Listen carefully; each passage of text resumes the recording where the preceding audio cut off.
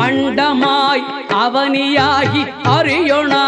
பொருளதாகி தொண்டர்கள் குருவுமாகி புகழறு தெய்வமாகி எண்திசை